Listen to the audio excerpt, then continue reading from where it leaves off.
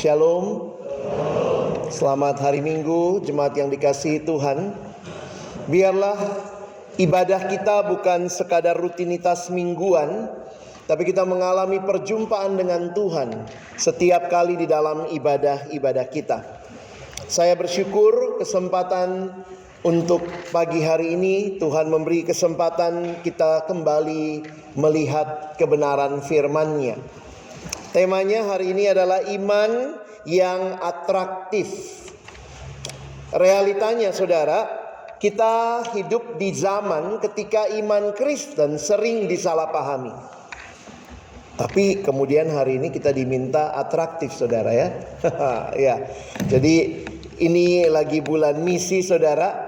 Bagaimana kita punya iman yang dinyatakan, bahkan iman yang atraktif yang menarik orang datang kepada Tuhan. Tapi realitanya yaitu kekristenan seringkali hanya sekadar tradisi, warisan keluarga, sekadar ritual hari Minggu.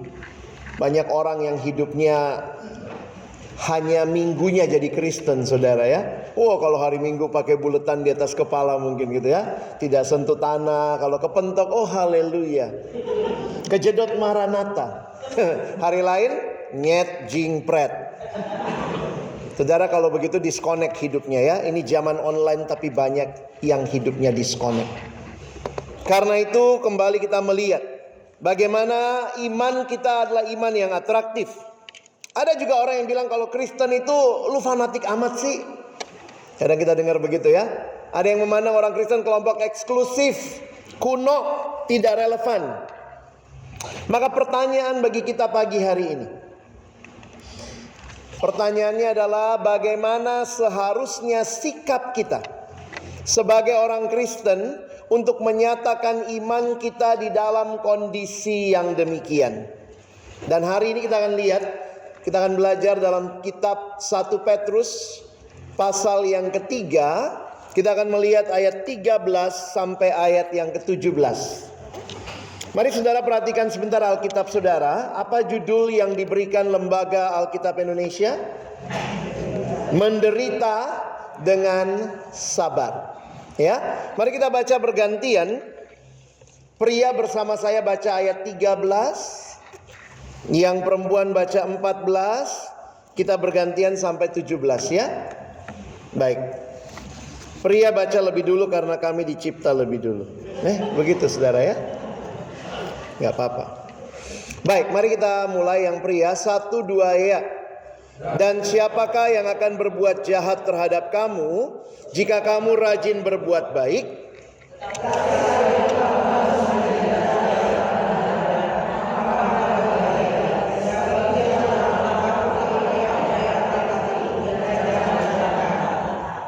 Tetapi kuduskanlah Kristus di dalam hatimu sebagai Tuhan, dan siap sedialah pada segala waktu untuk memberi pertanggungan jawab kepada tiap-tiap orang yang meminta pertanggungan jawab dari kamu tentang pengharapan yang ada padamu, tetapi haruslah dengan lemah lembut dan hormat.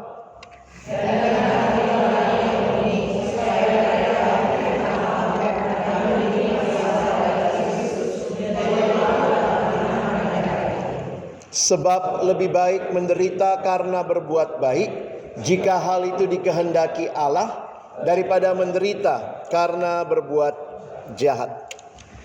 Saudara yang dikasihi dalam Tuhan Yesus Kristus, beberapa waktu yang lalu, mungkin sih sudah sekitar 2 tahun yang lalu, saya mendapat kesempatan membahas kitab 1 dan 2 Petrus. Dan waktu menggalinya, saudara lihat ini latar belakang konteksnya jemaat di dalam penderitaan. Dan kalau kita perhatikan penderitaan pasti tidak mudah. Apalagi penderitaannya karena iman mereka. Karena mereka mau beriman pada Kristus. Mereka mau jadi orang Kristen yang sungguh-sungguh. Tetapi ternyata tantangannya tidak mudah.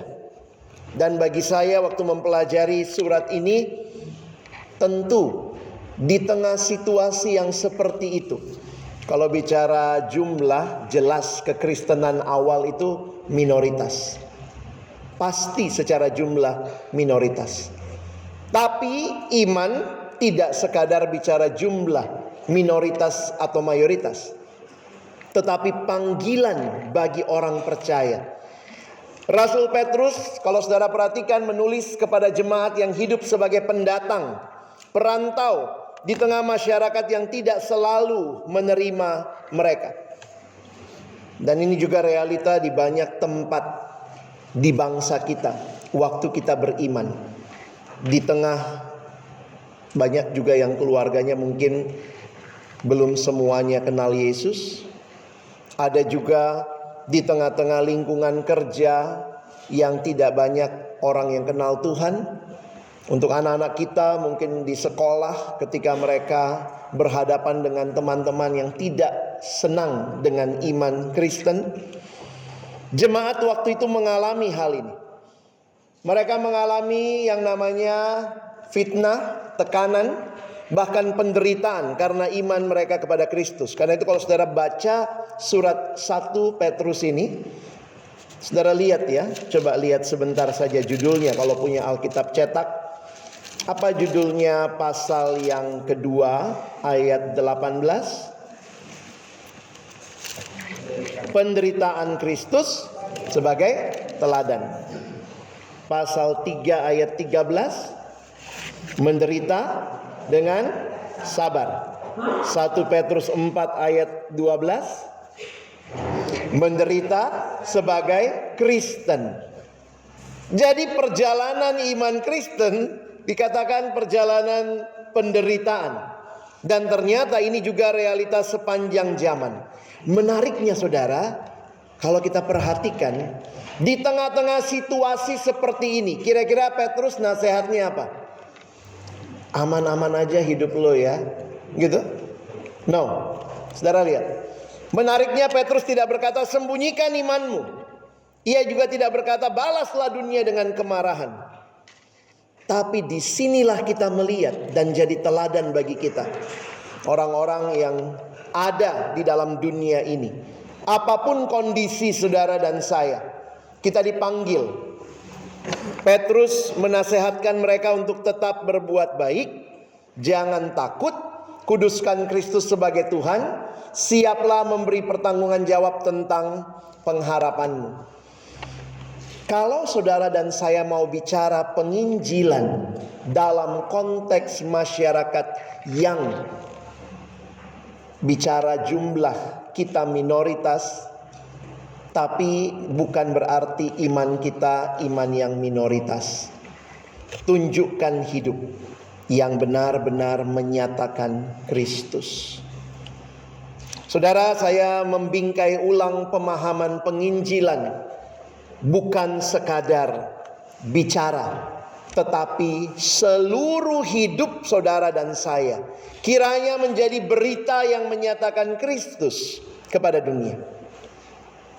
Dan karena itu, kalau saudara lihat bagaimana Rasul Petrus memberikan nasihat kepada jemaat yang seperti ini juga nasihat yang saya pikir perlu kita renungkan bagi kita di masa kini.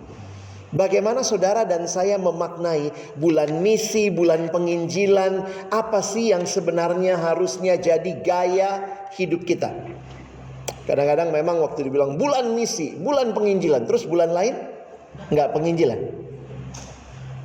Sebenarnya penginjilan, misi harusnya menjadi gaya hidup, bukan sekadar program.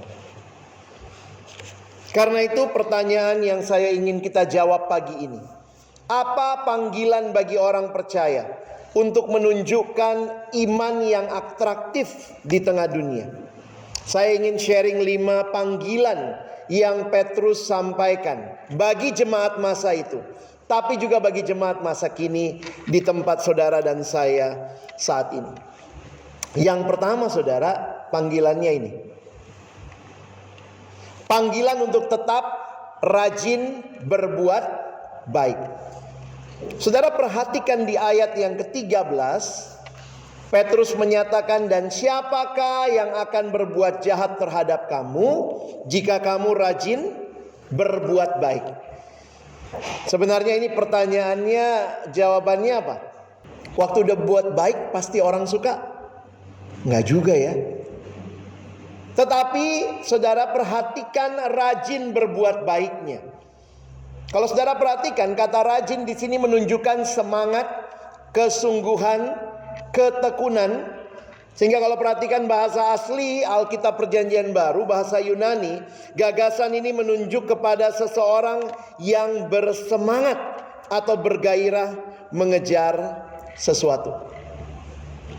Jadi mari kita semangat, kita rajin berbuat baik. Jadi kalau saudara perhatikan, Rasul Petrus di sini bukan sedang bicara tentang orang Kristen yang sesekali berbuat baik ketika ada kesempatan, tetapi bicara tentang orang percaya yang menjadikan kebaikan sebagai pola hidupnya.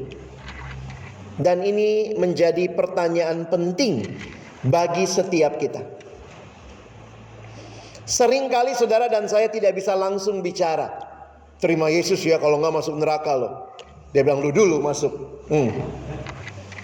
Tapi di tengah-tengah masyarakat yang tidak suka dengan iman kita, kebaikan menjadi cara yang Tuhan harapkan kita nyatakan, kita tunjukkan, dan itu adalah pola hidup.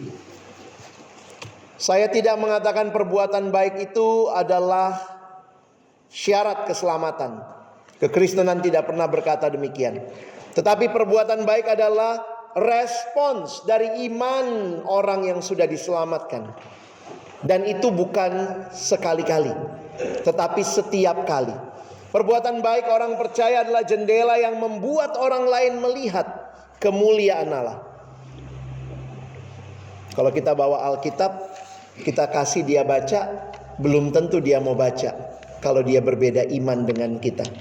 Tapi hidup saudara dan saya, mereka baca.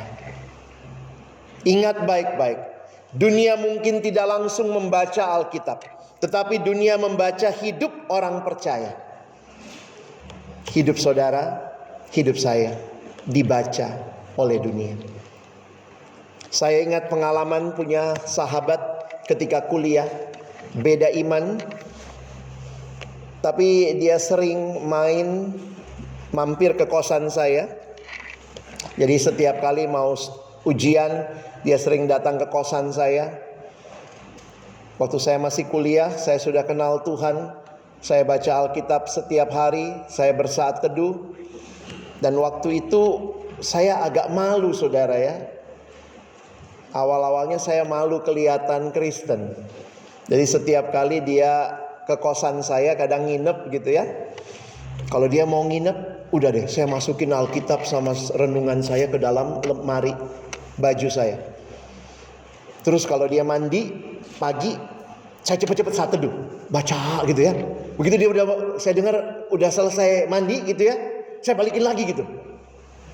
Terus satu waktu dia bilang begini sama saya, Lex, aku numpang sholat ya. Lalu kemudian ya saya, karena kamar kosan saya tunjukkan, nah ke arah sana nih kiblatnya, gitu ya. Waktu pas dia sholat di kamar saya gitu ya, saya langsung mikir gini, kamar gua, dia sholat langsung, gua mau baca Alkitab, ngumpet. Saudara, akhirnya saya keluarin tuh Alkitab. Keluarin, taruh renungan begitu ya. Nah, akhirnya waktu itu dia bilang sama saya, itu apaan Lex? Nah ini Alkitab. Oh ini Alkitab ya, gue lihat ya. Wah, dia buka dari situ saudara. Ini buku apaan? Ini buku renungan.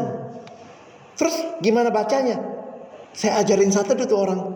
Jadi biasanya baca dulu, doa dulu, baca Alkitabnya, kita baca renungannya, kita doa lagi begitu. Jadi akhirnya percakapan berlangsung dengan baik. Dan sampai satu waktu, beberapa tahun kami bersahabat, pas lagi duduk di ruang kuliah.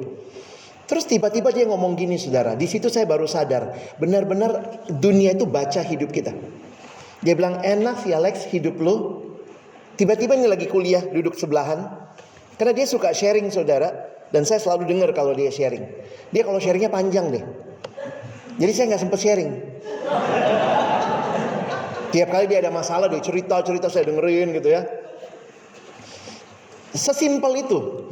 Sampai satu waktu dia duduk sebelah saya, dia bilang, Lex, enak ya hidup lo, kayaknya nggak punya masalah.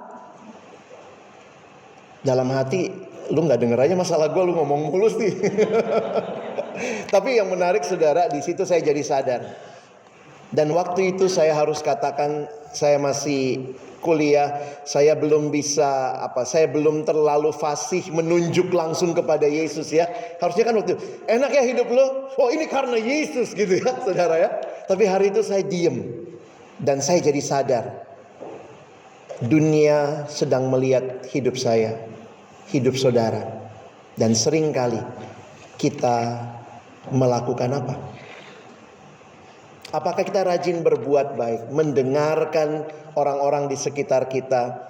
Saya bukan berkata bahwa itulah penginjilan. Penginjilan kita harus beritakan Yesus. Tetapi perbuatan baik menjadi jembatan yang Tuhan berikan.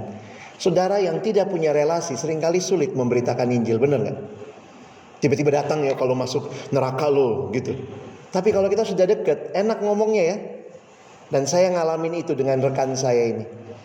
Akhirnya bisa ngomong, lu keselamatannya kayak apa ya? Gue kalau lakukan ini. Oh, kalau saya keselamatannya karena Yesus. Bisa ngomong saudara. Karena apa? Karena punya relasi. Mulai dari mana? Mulai dari bersahabat, berbuat baik, saling tolong, saling bantu. Dunia mulai tertarik kepada iman Kristen ketika melihat orang percaya tetap rajin berbuat baik karena Kristus. Ini iman yang atraktif ketika saudara dan saya berbuat baik. Tapi menariknya saudara, Petrus gak berhenti di situ. Kalau saudara lihat bagian yang kedua, panggilan untuk tetap memiliki pengharapan di tengah penderitaan. Karena kalau saudara perhatikan ayat 14, apakah kalau berbuat baik pasti semua suka sama kita?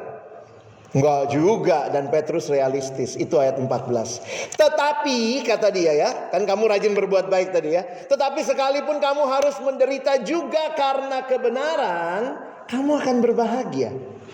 Berbahagianya apa? Petrus kasih perspektif. Sebab itu janganlah kamu takuti apa yang mereka takuti, dan janganlah gentar. Petrus sangat realistis saudara. Dia tidak bilang kalau orang berbuat baik pasti bebas penderitaan. Ada pengalaman-pengalaman juga. Habis berbuat baik justru orangnya malah gak suka sama kita, gak mau temenan, gak mau bersahabat. Makanya Petrus bilang sekalipun kamu harus menderita karena kebenaran. Artinya apa saudara? Ada penderitaan yang dialami bukan karena seseorang berbuat salah, tapi justru karena melakukan hal yang benar. Saya dulu tidak mau nyontek. Karena saya sudah kenal Tuhan, di masa mahasiswa saya bertumbuh, saya mulai bilang saya gak mau nyontek. Dan itu gak gampang ya. Tiba-tiba di tengah teman-teman, saya anak daerah, kuliahnya jauh-jauh ke kota, lalu kemudian harus berkata, saya gak mau nyontek. Itu tuh satu kelas mandangin saya. Lu pendeta amat sih. Saya sudah dipendetakan dari saya kuliah. Orang berbuat benar kok malah dibilang pendeta amat sih. Saudara pernah begitu? Udahlah jadi orang Kristen nggak boleh, jangan jujur-jujur amat. Akhirnya kemudian kita berbuat baik malah dibenci. Kebahagiaan Kristen bukan berarti tidak ada air mata. Itu kalimat yang Petrus bilang, itu kebahagiaan. Hah? Petrus, orang gak suka sama kita kok kebahagiaan? Kebahagiaan Kristen bukan berarti hidup selalu mudah. Kebahagiaan Kristen ini ada kepastian bahwa Allah pegang hidup kita meskipun dunia menekan kita. Jadi ini panggilan buat saudara dan saya. Ketika dunia pun tidak suka dengan perbuatan baik yang saudara lakukan, jangan berhenti berbuat baik. Jadi ini tidak kemudian wah dia nggak suka sama saya, ya udahlah saya juga tidak suka sama dia. No, kita dipanggil. Iman Kristen menjadi atraktif Ketika orang percaya memiliki pengharapan yang lebih besar daripada penderitaan. Lihat penderitaan, ini kebahagiaan karena nama Tuhan. Saya tidak tahu berapa banyak dari saudara yang mungkin hanya keluarga saudara yang Kristen di kalangan keluarga besar. Dan kadang-kadang itu disakiti oleh orang-orang terdekat. Tapi di sini Tuhan panggil kita terus berbuat baik. Ada yang lihat, nggak ada yang lihat, motivasinya harus murni. Waktu orang benci kita, terus kita melakukan apa yang Tuhan mau. Ini sampai sini saya bingung ya. Petrus mana penginjilannya? Belum masuk nih. Bahkan yang ketiga, panggilan untuk berpusat pada Kristus sebagai Tuhan. Saudara lihat ayat 15a. Petrus mengatakan, tetapi kuduskanlah Kristus di dalam hatimu sebagai Tuhan. Mana perintah penginjilannya? Saudara bisa lihat, sebelum Petrus berkata, siap sedialah memberi pertanggungan jawab, itu ayat berikutnya. Petrus katakan, kuduskanlah Kristus dalam hatimu. Kesaksian Kristen tidak mulai dari kemampuan saudara dan saya berbicara, tetapi dimulai dari ketundukan hati. Pertanyaannya, saudara sudah kenal Yesus? Sudah buka hatimu terima Dia? Zaman dulu kalau ini om tante bapak ibu mungkin masih nonton film-film Dono Indro ya. Ya, mungkin kalau generasi yang sekarang Dono yang modern gitu ya. Kalau bapak ibu ingat ya, saya seringkali suka geli kalau lihat ada yang kayak promosi apa gitu ya. Waktu itu ada yang pernah jualan, ini obat penumbuh rambut. Obat penumbuh rambut luar biasa. Begitu ada angin, wignya kelepas. Nah itu sering banget Dono Indro gitu kan. Ternyata botak. Maaf ya om tante, saya juga udah mulai nih. Tapi itu menjadi hal yang menarik. Saudara tidak bisa bersaksi tentang apa yang saudara tidak alami. Maka Petrus tidak buru-buru mengatakan pergilah beritakan Injil, tapi kuduskanlah Kristus dalam hatimu. Sudahkah Dia jadi Tuhan dan Juru Selamat dalam hidup saudara?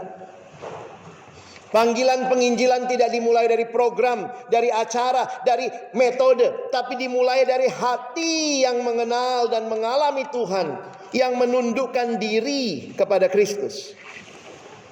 Dan alami itu sebelum saudara menyaksikan Kristus. Kayak calo ya. Saudara tahu calo ya? Saya dulu kalau naik bus dari Bogor itu, calo itu yang paling niat ngajak kita naik bus ya. Saya ingat dulu kan saya tinggalnya daerah Pulau Gadung ya. Jadi itu kalau di Bogor, kalau ada yang pernah lihat terminal Bogor zaman dulu, itu bus ngantri. Paling sini itu Kalideres, Kampung Rambutan, apa gitu, nanti paling pojok tuh Pulau Gadung. Jadi begitu kita masuk terminal, deres nunjuk gitu ya.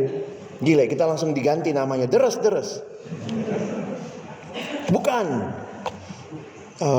rambutan. Lebih gila lagi, gue dibilang rambutan. Sampai nanti paling ujung gitu ya, Gadung, yes, itu bus saya.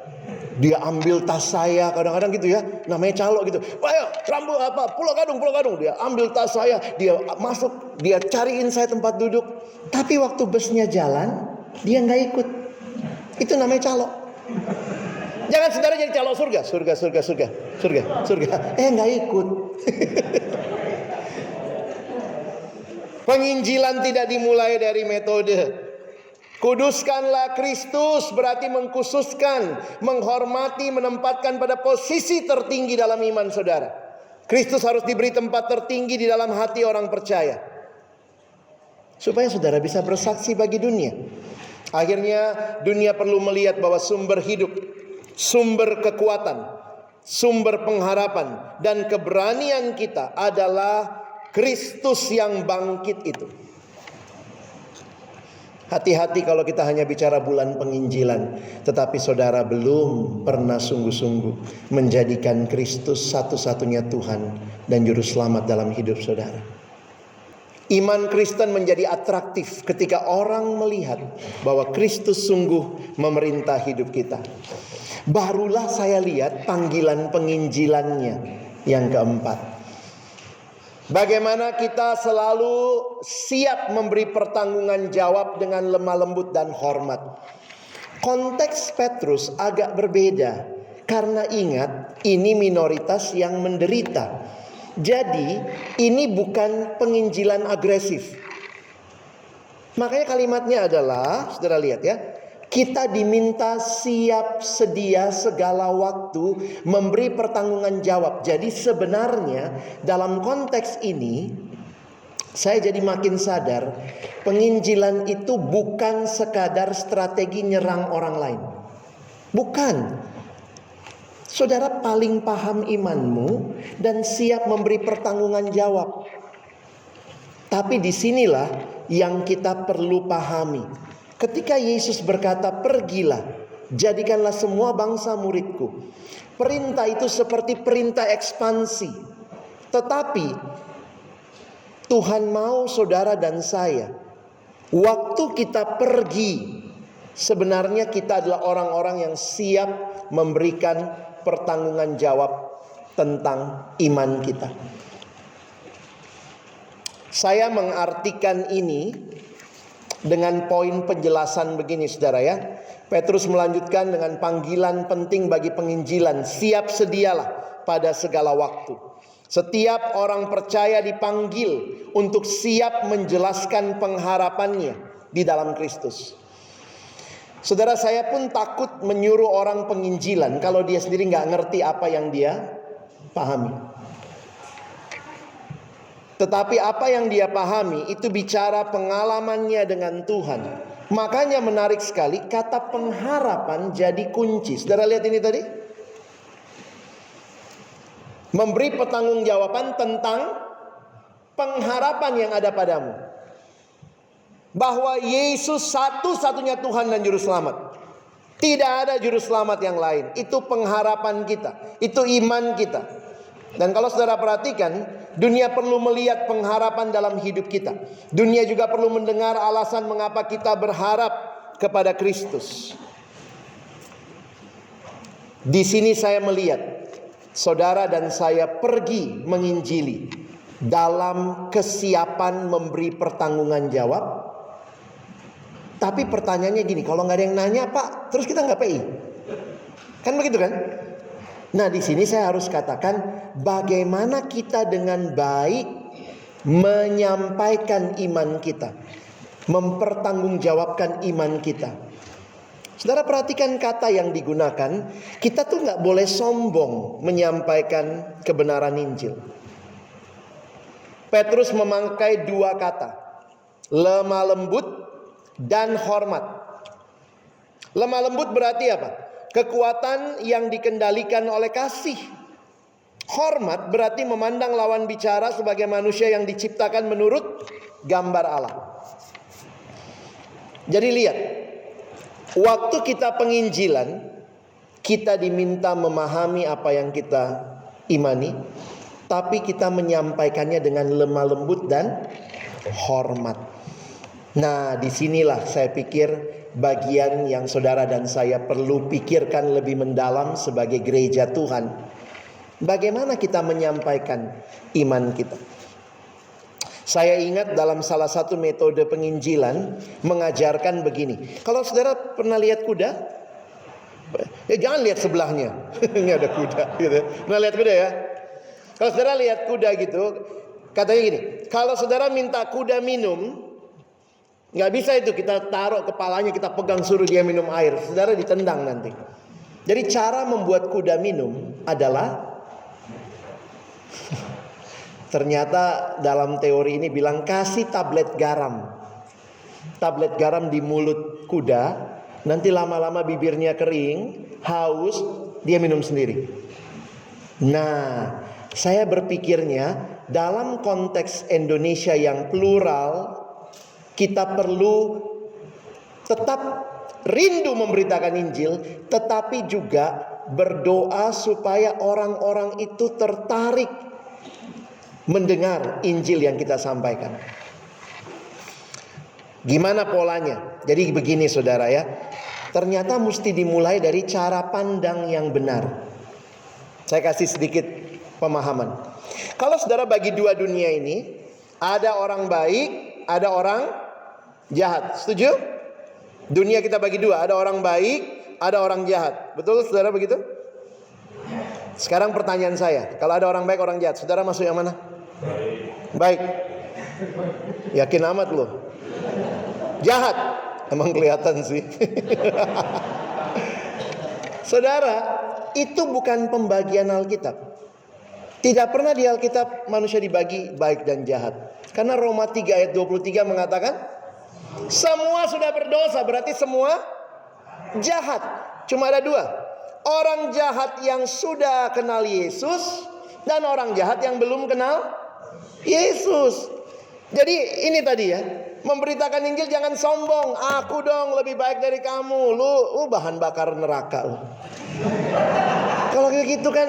Jadi makin saya sadari lemah lembut dan hormat karena kita tidak sedang bicara kita lebih baik dari orang lain. Kalau keselamatan karena perbuatan baik, kita bisa sombong. Gua lebih baik, makanya masuk surga. Tapi kan masuk surga bukan karena perbuatan baik. Kalau surga dimasuki oleh orang yang berbuat baik, surga itu tempat paling sombong. Begitu sampai surga, lu kenapa masuk sini?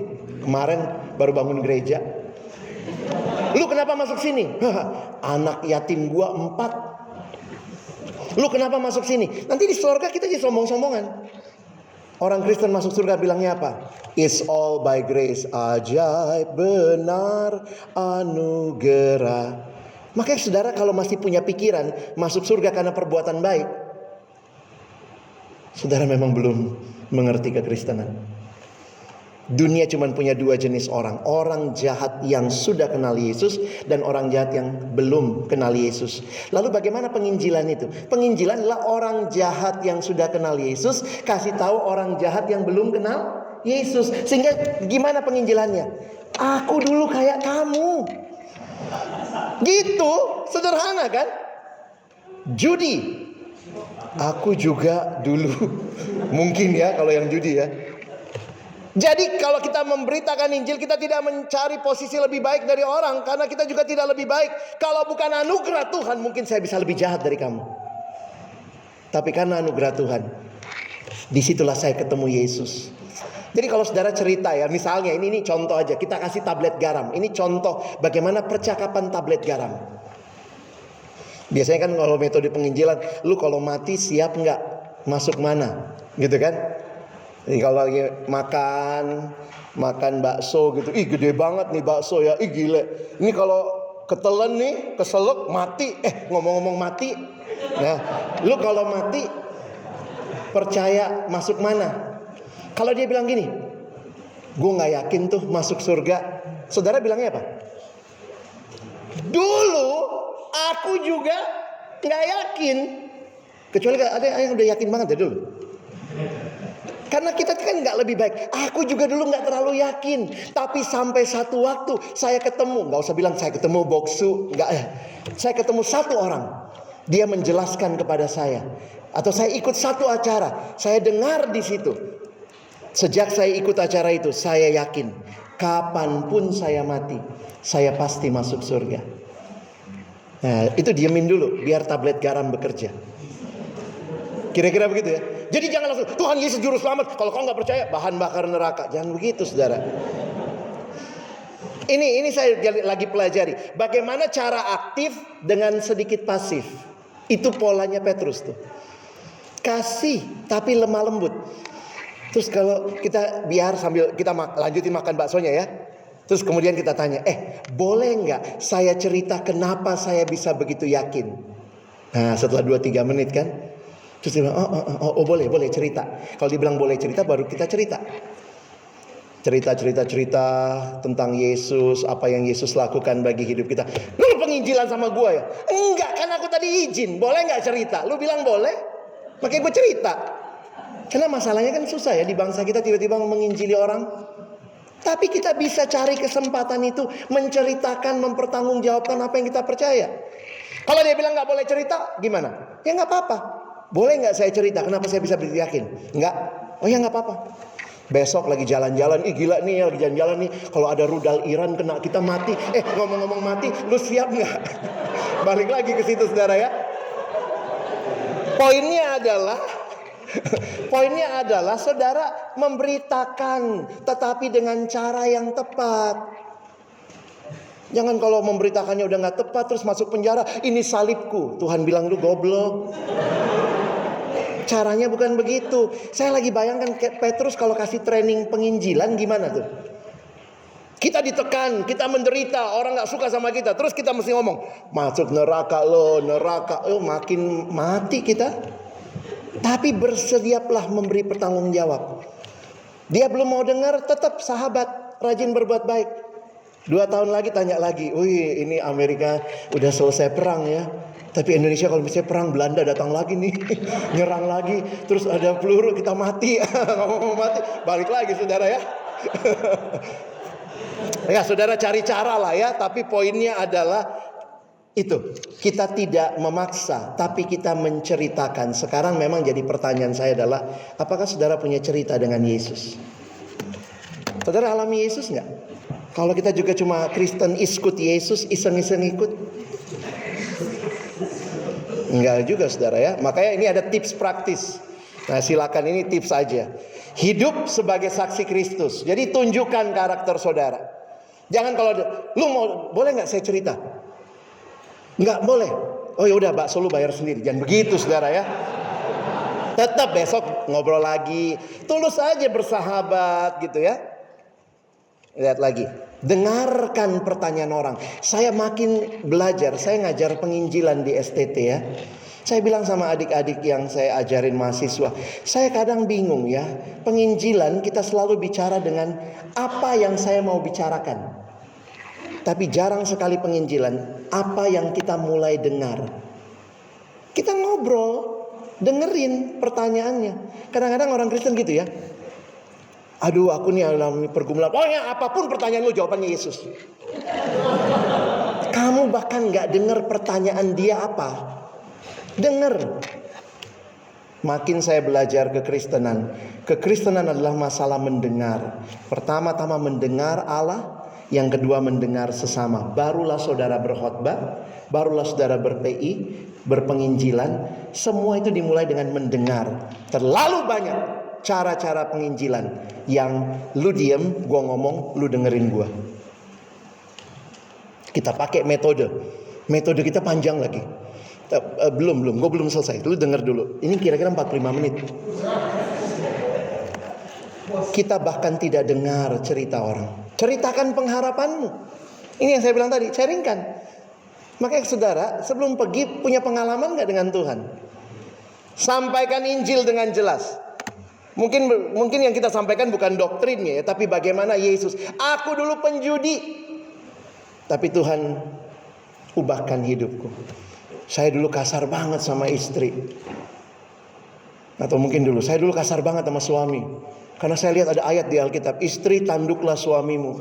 Oh, ternyata saya salah baca. Bukan tanduk tapi tunduk. Misalnya gitu ya. Jadi saudara, sekali lagi saya gak mau bikin penginjilan jadi metode. Tapi penginjilan adalah hidup yang saudara dan saya alami dengan Tuhan. Dan kita bagikan bagi sesama. Daya tarik kekristenan ketika kebenaran disampaikan dengan kasih, dengan lemah lembut dan hormat. Terakhir, panggilan untuk hidup berintegritas dengan hati nurani yang murni. Saudara lihat ditutupnya dengan ini ya. Coba kita baca lagi ayatnya. 1, 2, ya. Dan dengan hati nurani yang murni, supaya mereka yang memfitnah kamu karena hidupmu yang saleh dalam Kristus menjadi malu karena fitnaan mereka itu. Sebab lebih baik menderita karena berbuat baik.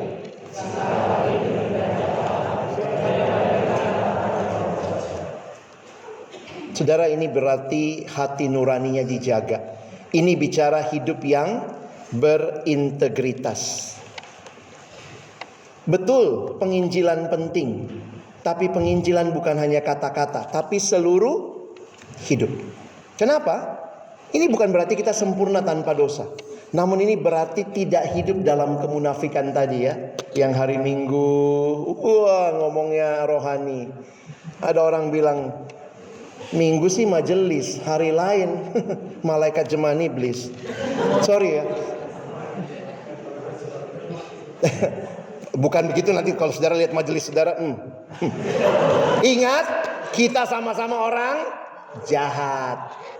Jadi setiap kali bilang, majelis jemaah iblis, lu iblisnya.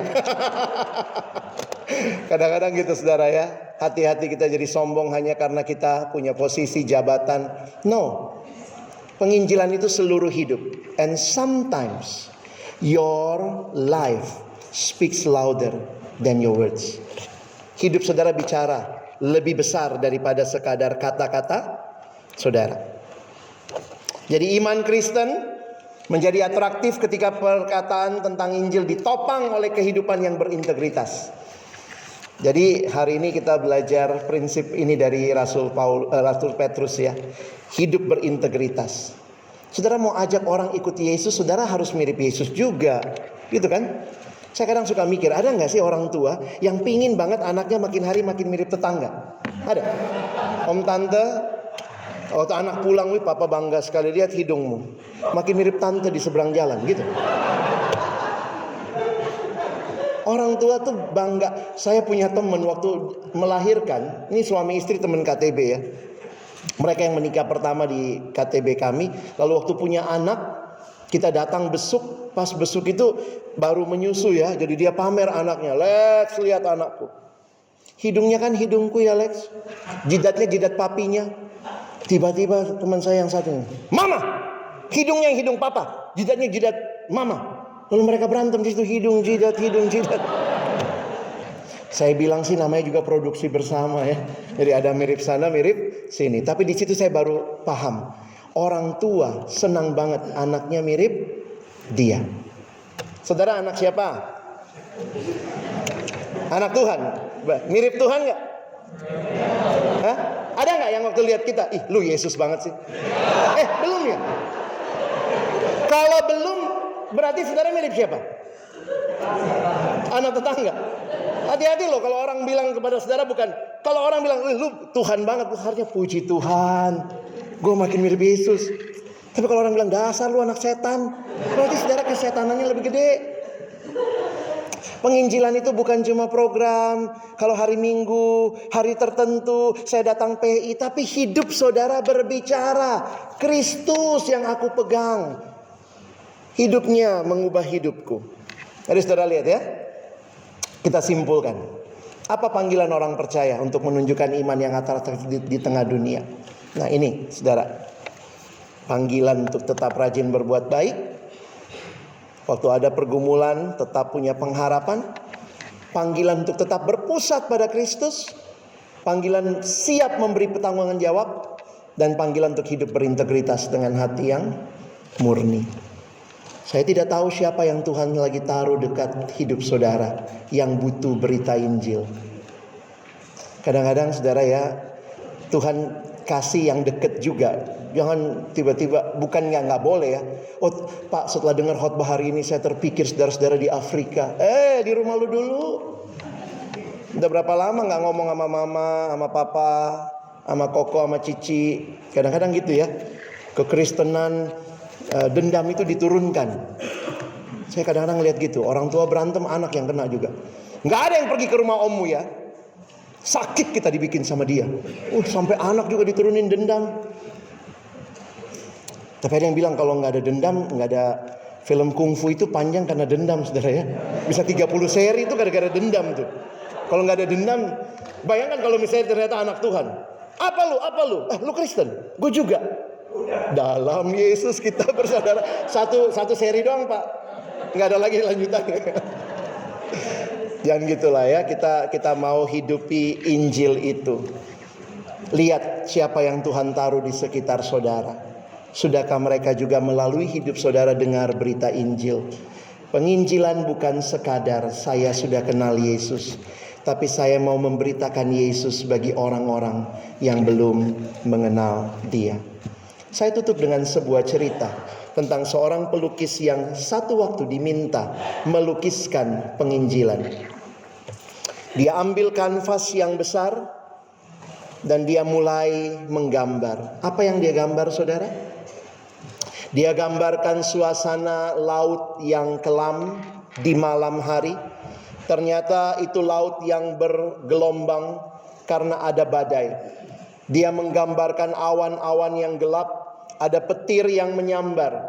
Itu gambaran yang begitu kelam tentang suasana laut yang bergelora. Di latar depan ada batu karang yang menyembul dari dalam permukaan laut. Lalu di situ ada kapal yang sudah hancur karena terkena gelombang. Hancur, ada beberapa orang yang memegang serpihan kapal. Itu pemandangan yang sangat mengenaskan. Seperti gambaran dosa orang-orang yang terombang-ambing di tengah laut, memegang papan-papan serpihan dari kapal itu. Yang menarik, di batu karang itu ada seorang yang sedang memeluk batu karang itu.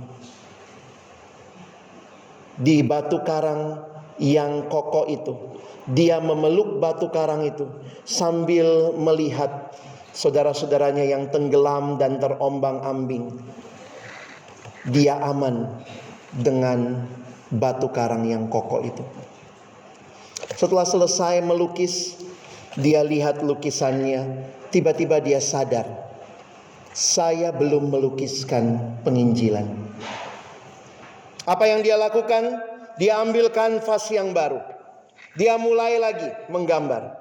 Apa yang dia gambar?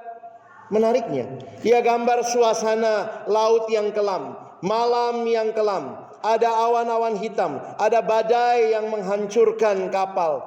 Di bagian depan dia tetap bikin juga batu karang itu. Kalau kita lihat sepintas, apa bedanya dengan gambar yang tadi?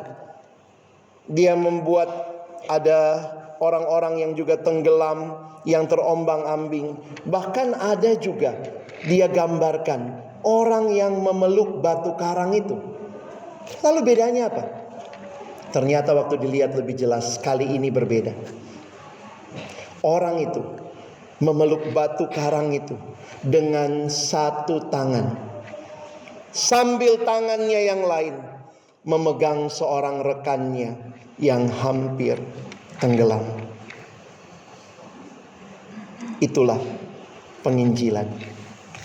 Bukan saudara dan saya yang sedang memeluk Yesus erat-erat, tetapi kita yang telah di dalam Tuhan.